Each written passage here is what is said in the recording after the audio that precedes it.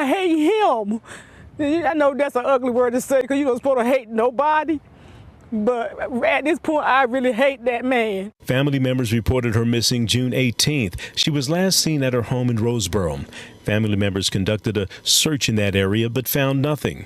They are now coming to terms that she may no longer be alive. And now here we just got to go on knowing she's not here no more because I feel like she's not. In the quiet town of Clinton, North Carolina, people notice when routines shift.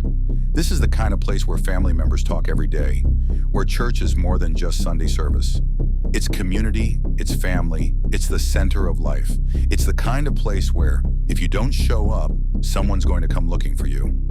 And for 39-year-old Kiara Denise Wiggins, life was built on those routines.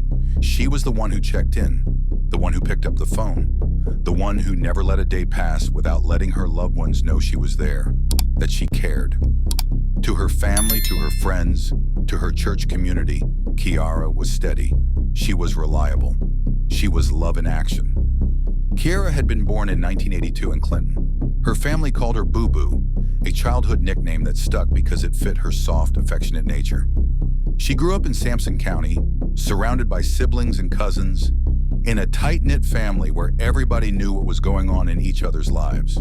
She worked hard, she showed up for people, and she poured her heart into her church at St. Peter United Holy. The people there described her as quiet but warm, reserved until she knew you, but then fiercely loyal. She had a smile that could soften tension in the room. She was a caretaker, a nurturer, the kind of person people leaned on. To those who knew her best, it wasn't surprising that she called her family every day. That was who Kiara was. The check-ins were a way of saying, I love you, a way of saying, you're not alone. And so when in June of 2021, those check-ins suddenly stopped, the silence rang louder than any words ever could. At the time, Kiara was living in Roseboro, a small community not far from Clinton. She had been married for 10 years to a man named Carl Wiggins. To outsiders, theirs was a quiet marriage. Carl kept to himself. He didn't come around Kiara's family much, and when he didn't stay long. They didn't know him well, even after a decade of marriage. It wasn't unusual for families to not fully embrace a son-in-law, but with Carl, the distance felt different. The family noticed how he kept things private, how Kiara seemed to live a little more inside the walls of her home after the marriage. Still, no one expected what was about to unfold. On June 9th, 2021, Kiara was last seen at her home with Carl. To anyone else, it was just another day, but that would be the last time her family could confirm she was alive. In the days that followed, calls to her phone went unanswered. Messages weren't returned. At first, the family thought maybe she was busy, maybe she was resting, maybe she'd explain later. But as the days passed, their unease grew. By the 1-week mark, the dread had become undeniable. When they reached out to Carl, hoping he could calm their fears, his answers didn't fit. He told them Kiara was with a friend. But when they pressed him for details, he grew defensive, even angry. He couldn't or wouldn't say who this friend was. He gave no explanation for why she had suddenly disappeared from her daily routines. And then he stopped taking their calls altogether. That's when the alarm bells truly went off. This wasn't Kiara. This wasn't how she lived. She didn't vanish. She didn't cut ties. If she wasn't calling, if she wasn't checking in, something was deeply wrong. On June 18th, after more than a week of silence, Kiara's family filed a missing persons report with the Sampson County Sheriff's Office. Officers began to investigate, canvassing the area, talking to neighbors, checking places Kiara was known to visit. But almost immediately, suspicion circled back to Carl. And then another troubling piece of information emerged. Around the time Kiara had gone missing, her silver Oldsmobile had been abandoned in Bladen County, about a half hour away from Roseboro. Not only that, but a black Ford Excursion had been reported stolen in the same area. And before long, investigators tied that vehicle back to Carl. It painted a strange and unsettling picture. A missing wife, a husband whose answers didn't add up, an abandoned car, a stolen SUV, and a man on the run. For Kiara's family, each passing day felt heavier. They organized searches, they prayed, they begged for answers. The questions were relentless. Where was Kiara? Why wouldn't Carl tell them anything? And why did he seem to be disappearing himself, slipping further and further from their reach? For investigators, Carl quickly became the center of the case. He wasn't just a husband avoiding questions anymore. He was a fugitive, wanted for vehicle theft. And he was the last known person to have seen Kiara alive. On June 23rd, just days after the missing persons report had been filed, the search for Carl came to a dramatic head. Law enforcement spotted the stolen Ford Excursion traveling along Interstate 40. When officers attempted to pull it over, Carl didn't stop. Instead, he hit the gas. What followed was the kind of chase you expect to see in movies, not rural North Carolina. Speeds topped 90 miles per hour. Patrol cars swerved in pursuit. Helicopters hovered overhead. On the ground, officers laid down spike strips, one after another, trying to force the SUV to slow. Finally, the massive vehicle hit a guardrail, flipped off the highway and rolled. And still, Carl wasn't done running. He scrambled out of the wreck, bolted across the road, and tried to escape on foot. But officers were faster. They tackled him to the ground, cuffed his wrists, and took him into custody. For the first time in weeks, it seemed like answers might be possible. Here was the man who had last seen Kiara. Here was the person who knew more than anyone else about where she might be. Her family held their breath, waiting for the news that he had told investigators where to find her. But that moment never came. Carl refused to talk. He asked for a lawyer. He shut down, offering nothing to the detectives, nothing to Kiara's desperate family. He sat in custody, silent, while her loved ones continued to search. The arrest brought relief in one sense. Carl could no longer flee, no longer evade justice, but it deepened the family's agony in another. Because the one person who might have led them to Kiara, who might have given them the closure they needed, had chosen to say nothing. And so the search went on. Kiara's family, her friends, and her community refused to give up. They organized search parties, combed through fields, and followed every lead. They prayed out loud in circles, calling her name into the air, hoping somehow she would hear them. They walked roadsides and wooded trails, places she might have been taken, places someone might have left her. They searched with aching hope, hope that maybe, just maybe, she would be found alive. But the weeks dragged on, and with each day, that hope grew thinner. And then in early August, nearly 2 months after Kiara's disappearance, the searchers' worst fears were confirmed. On August 2nd, 2021, investigators and volunteers focused their search on a patch of woods near Boykin Bridge Road in Sampson County, about 10 miles from the home Kiara had shared with Carl. At first glance, it was an ordinary piece of rural land. Thick trees, underbrush, quiet roads, the kind of place you might drive past every day without giving a second thought. But on that day, search dogs moved with purpose. They sniffed the air, then circled around a patch of disturbed soil. Something about the ground didn't look right. It had been dug up, then covered again, the earth packed in a way that seemed hurried, unnatural. When detectives began to dig, their fears were confirmed. Buried in a shallow grave, they found human remains. Even before DNA could confirm it, the family knew. The clothing, the location, the small details that only those closest to her would recognize. It was Kiara. 2 days later, on August 4th, authorities made it official. The remains were positively identified as those of 39-year-old Kiara Denise Wiggins. Her death was ruled a homicide. For her family, the discovery was devastating, but it was also, in a way, a painful relief. The limbo was over. The questions of, is she out there? And could she still come home? Were answered. But those answers carried an unbearable weight. Kiara wasn't coming home. Her sister spoke to reporters, her voice breaking. I just needed closure. And now we know. But I still need to know why that why would become the question that haunted everyone. The discovery shifted the investigation immediately. What had started as a missing persons case was now a murder case. And with Kiara gone, all eyes turned back to Carl. He was already in custody. He was already the prime suspect. And now prosecutors had the grounds they needed to move forward. Carl Wiggins was charged with murder. The decision came as no surprise to Kiara's loved ones. From the very beginning, they had suspected him. His evasive answers, his anger when questioned, his disappearance, the stolen vehicle. the high-speed chase. It all added up to a picture of guilt.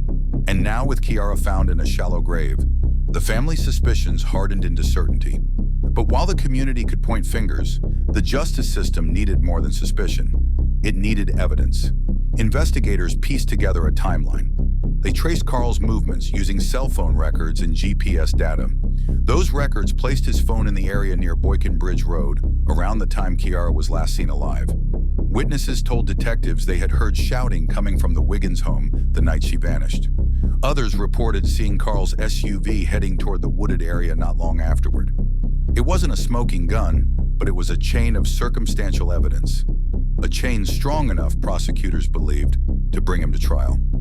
Carl's past didn't help his case either. Court records revealed a history of criminal charges stretching back years. He was a habitual felon with convictions for theft, resisting officers, and firearms possession. He had spent time in prison. He had a reputation for being controlling, for keeping people at a distance, for carrying anger close to the surface. To Kiara's family, these revelations only deepened their belief that Carl had always been hiding who he really was. Still, Carl said nothing. In court, he appeared expressionless, offering no answers, no apologies. He remained silent, speaking only through his attorney. The judge ordered he be held without bond, citing his criminal history and the flight risk he had already proven himself to be during the high-speed chase. And so he sat in custody, awaiting trial, while Kiara's family tried to piece together the fragments of a life that had been violently cut short. For them, grief became a daily companion. Kiara's absence wasn't just felt in phone calls that no longer came. It was in family dinners where her chair sat empty. It was in church pews where her voice no longer joined the choir. It was in the little things. The quick smile she always gave when she walked into a room. The way she checked in on everyone else before thinking of herself. Her family remembered her as the glue that held them together. She wasn't loud or flashy, but she was steady, dependable. She made sure people knew they mattered. And now without her, everything felt shakier, more fragile. The community rallied around them. Vigils were held. Friends and neighbors lit candles, stood together in prayer circles, and shared memories of Kiara's kindness. Flowers and photos filled church altars and community halls. People who had worked with her, worshipped with her, or simply known her in passing showed up to honor her life. And in those gatherings, another theme emerged. Kiara's story was not just a personal tragedy. It was part of a bigger, harsher reality. Domestic violence, intimate partner violence, was claiming lives in towns and cities across the country. Advocates pointed out that the warning signs had been there. Her growing isolation, Carl's secretive nature, the tension family members sometimes sensed but couldn't quite name. They urged the community to pay attention, to take seriously the small red flags before they became irreversible tragedies. One advocate said, Kiara's life mattered, and her death has to mean something. It has to remind us to act sooner, to listen harder, to protect the ones who may be too afraid to speak. For the family, those words offered some comfort, but they also underscored the bitter truth. Nothing could bring Kiara back. Her funeral was held in late August. Hundreds came to say goodbye. The church overflowed with mourners, the aisles lined with flowers in her favorite colors. Hymns filled the sanctuary, voices straining through tears. Her casket rested at the front, a physical reminder of what had been lost. Carl was not there. He sat in jail, awaiting trial, charged with the murder of the woman everyone in that room loved.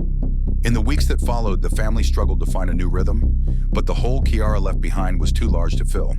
Her sister said she still found herself picking up the phone, almost calling, before remembering there would be no answer. And yet, even in their grief, they carried determination. They wanted justice. They wanted accountability. And they wanted Kiara's story to be told, not just as another statistic, but as the story of a woman who had mattered, who had been loved deeply, and who deserved better than the way her life ended. The legal process moved slowly, as it always does. The defense requested time to review evidence, to challenge the prosecution's narrative. The prosecution, meanwhile, built their case. Cell phone records, GPS data, witness statements, and the grim fact of where Kiara had been found. But for the family, none of it moved quickly enough. Each court date pushed further into the future was another reminder that closure was still out of reach, and the why still lingered unanswered. Why did Carl do it? Was it anger, jealousy, a fear of losing control? Was Kiara planning to leave him, to start a new life apart from him? Family members believe she might have been. They remembered things she had said, hints she had dropped, frustrations she had expressed. They believed she had been preparing for change, and that perhaps, tragically, Carl had sensed it too. It is one of the cruelest truths about intimate partner violence, that the most dangerous time for a victim is often when they are planning to leave. For abusers, the thought of losing control can spark violence that escalates to the unthinkable. And for Kiara, it seemed that moment had come. To understand the full weight of what happened to Kiara, it's important to look at the man accused of taking her life. Carl Wiggins wasn't a stranger to the justice system. By the time of Kiara's disappearance, his criminal record stretched back years. He had been labeled a habitual felon, someone with a pattern of offenses that couldn't be ignored. Court documents revealed convictions for breaking and entering, larceny, firearm violations, and resisting arrest. He had served multiple stints behind bars. Each time he had been released with the hope, at least from the system's perspective, that maybe this time he would find a better path. But that never seemed to happen. Instead, Carl lived on the fringes of stability. Jobs never lasted. Friendships didn't go deep. Even with Kiara, the relationship seemed to exist in a closed loop, away from the rest of her family and friends. He wasn't the type of husband who blended into family gatherings, who shared openly about his life or his work. He kept things private, closed off, and when people tried to ask questions, he deflected or grew defensive. To Kiara's family, it often seemed like she was carrying the weight of the marriage herself. She didn't complain often. Kiara wasn't someone who liked to burden others with her problems, but in quieter moments, she hinted at frustrations. At times, she seemed tired. Other times, she seemed to be searching for something she couldn't quite put into words. Looking back, her loved ones wondered, was she preparing to leave? Was she building up the courage to finally step away from Carl and reclaim her independence? They believed she was. And if that was true, then it might explain why things came to a head in June of 2021. The legal system often has to work backward in these cases, piecing together a story from fragments, phone records, witness accounts, patterns of behavior. But families know the emotional undercurrents. They notice the silences, the subtle changes, the hesitations that only make sense in hindsight. And for Kiara's family, those memories became part of the narrative too. They believed Carl's controlling nature, paired with his history of criminal behavior, created a dangerous mix. When Kiara began pulling away, they believed he snapped. In court, Carl maintained his silence. He didn't speak publicly about what happened to Kiara. His defense attorney argued that the evidence was circumstantial, that no one had actually seen Carl harm her, that the timeline could be interpreted in different ways. They raised questions about whether investigators had pursued other leads thoroughly enough. But for prosecutors, the story was clear. Carl was the last person seen with Kiara. He had fled in a stolen vehicle. He had led police on a dangerous chase rather than face questioning. His phone placed him in the area where her body was found, and he had offered no other explanation. The case moved slowly through the system, with continuances and delays that stretched the family's grief across months and years. Each hearing was another emotional wound, forcing them to sit in the same room with the man accused of killing their daughter, their sister, their friend. Each postponed date felt like another denial of closure. Still, the family showed up. They wore buttons with Kiara's face. They held hands as they walked into the courthouse. They prayed together before each hearing. They sat in the gallery, a visible reminder that behind every case file and docket number was a family waiting for justice. In the wider community, the case sparked conversations about how the system handles domestic violence. Advocates pointed out that women are most often killed by current or former intimate partners, and that rural areas can make it harder to access resources like shelters or counseling. Kiara's death became part of a larger effort to push for more education, more resources, more vigilance. But even with all the advocacy, even with the public conversations, the private reality remained unchanged. Kiara was gone, and the people who loved her most were left trying to stitch their lives back together without her. Her mother said in an interview that she still talked to Kiara sometimes, out loud in the quiet of the night. She would sit by the window looking out at the stars and tell her daughter everything that had happened that day. She said it helped her feel close, helped her imagine that Kiara was listening, that she was still part of the family's life. Her sister said she dreamed about her, dreams where Kiara was smiling, alive, as if nothing had happened. Waking up from those dreams was always the hardest part, because the reality came rushing back. As time passed, the family found ways to keep Kiara's memory alive. They set up memorials in her honor. They spoke about her at church gatherings. They told stories about her kindness, her laughter, her small acts of care that meant so much. They wanted people to remember not just the tragedy of her death, but the beauty of her life. She had been a daughter, a sister, a friend, a church member. She had been someone who checked in every day, who made sure the people around her knew they were loved. That was her legacy, and that was what they wanted the world to remember. The trial itself became less about whether Carl had done it, and more about whether the jury would see the chain of evidence as strong enough to convict. Prosecutors presented the timeline. They showed the phone records, the GPS data, the abandoned car. They called witnesses who had heard the arguments, who had seen Carl's vehicle, who had watched his behavior in the days following Kiara's disappearance. They painted a picture of a man who had grown increasingly desperate, increasingly reckless. A man who, faced with the loss of control over his wife, had chosen violence. The defense pushed back, but their arguments seemed thin compared to the weight of the evidence. They couldn't explain the shallow grave. They couldn't explain the high-speed chase. They couldn't explain why Carl had said nothing if he were truly innocent. In the end, the case rested on the jury's ability to connect the dots, to see the bigger picture. And while the wheels of justice turned slowly, the family waited, holding on to faith that the truth would be recognized. In the meantime, the community kept Kiara's memory alive. At vigils and services, her name was spoken with reverence. Pastors preached about her as a reminder of how fragile life can be and how important it is to protect the vulnerable. Friends shared stories of her generosity. Neighbors remembered her as someone who was always quick to help. Each memory was a thread in the larger tapestry of her life, a way of weaving her presence back into the world she had been taken from. And so the story of Kiara Denise Wiggins became more than a local tragedy. It became a symbol of the hidden dangers that can lurk behind closed doors. It became a reminder that silence can be deadly, that when someone stops answering calls, when someone disappears from routines, it is not always by choice. It became a call to action for families, for communities, for law enforcement, to pay attention sooner, to act faster, to listen more closely. For Kiara's family, the journey continues. They live each day with the absence of her voice, the absence of her laughter. They continue to show up in court, to push for justice, to speak her name so it is never forgotten. They carry her memory forward, not as a victim defined by her death, but as a woman defined by her love, her faith, her quiet strength. Her story, though heartbreaking, is also a testament to the enduring power of family, of community, of love. A testament to the resilience of those left behind, who refused to let her life be reduced to a headline. And a testament to Kiara herself, a woman who lived with kindness, who loved deeply, and who deserved so much more than the fate she met.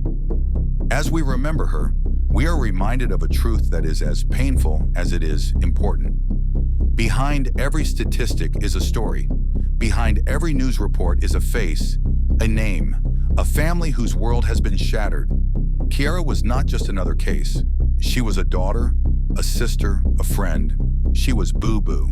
She was love in action. And though her life was cut short, her legacy endures, carried forward by those who loved her most, and by a community that refuses to forget. Carl may have chosen silence, but we don't have to. Share your thoughts in the comments, because every voice helps keep Kiara's memory alive. If this story moved you, please like, share, and subscribe so we can continue shining a light on cases that deserve to be remembered. More than anything, let's make sure Kiara's name is spoken, her life honored, and her story never forgotten.